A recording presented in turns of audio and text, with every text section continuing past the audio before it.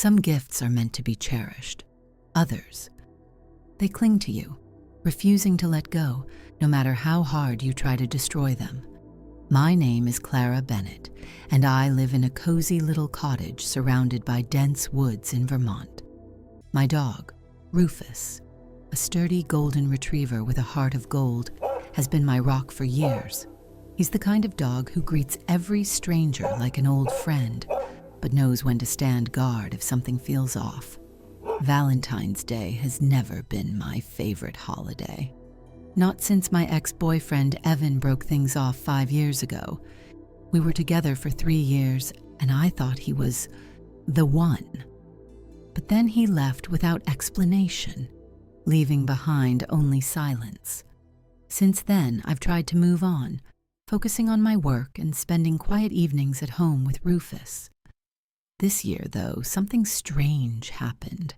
Something that made me question whether Evan ever truly left at all. It started on the morning of Valentine's Day. I was sipping coffee and reading the paper when I heard a soft knock at the door.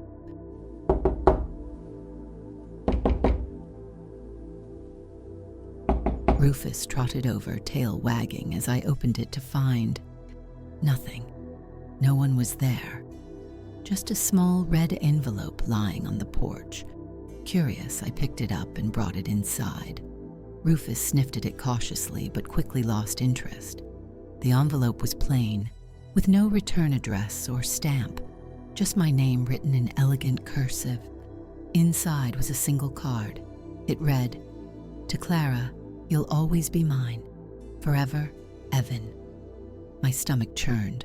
Evan hadn't contacted me in years. Not a call, not a text, nothing. How could this possibly be from him?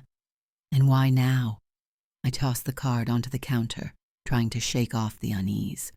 But Rufus kept staring at it, his body tense, as if sensing something I couldn't.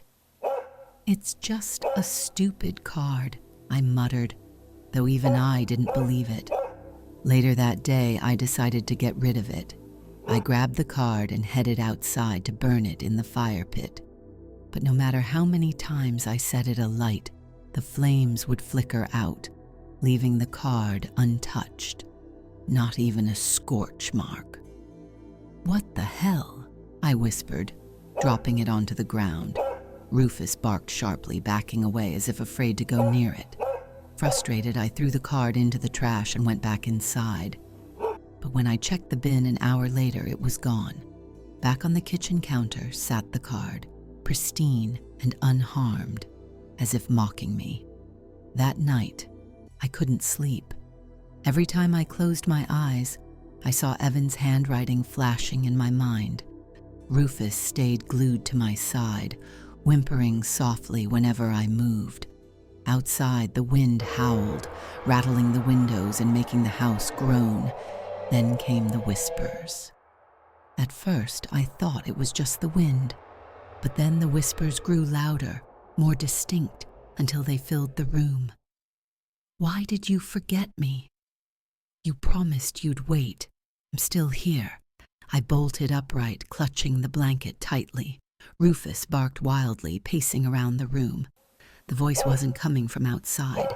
It was inside my head, echoing like a chorus. "Leave me alone," I shouted, covering my ears.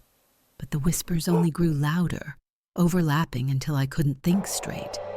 Desperate, I grabbed the card and ran outside, Rufus trailing behind me. I hurled it into the woods, watching as it disappeared into the darkness. For a moment, everything was silent. Then I heard footsteps, slow, deliberate, crunching through the snow. Rufus growled, his hackles rising. I turned toward the sound, my flashlight trembling in my hand, and there he was, Evan. Or at least, someone who looked like him.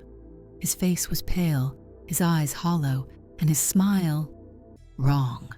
Too wide, too sharp. "You shouldn't have thrown it away," he said, his voice cold and distorted. "It was a gift." Before I could react, he lunged at me. I screamed, stumbling backward, but when I looked again, he was gone. Only the card remained, lying innocently in the snow. By morning, the woods were eerily quiet. I searched for hours but found no trace of Evan or anyone else. The card was still there, untouched by the elements, as if waiting for me to pick it up. Since that night, strange things have continued to happen. The card reappears no matter where I hide it or how far I take it. Rufus refuses to leave my side, always alert, always watching. And sometimes, late at night, I hear Evan's voice whispering my name. I don't know what he wants, or why he won't leave me alone. All I know is that I can't escape him. Not yet. Thank goodness for Rufus. Without him, I don't think I'd have the strength to face each day. But even with him by my side, I can't help wondering, will Evan ever truly let me go?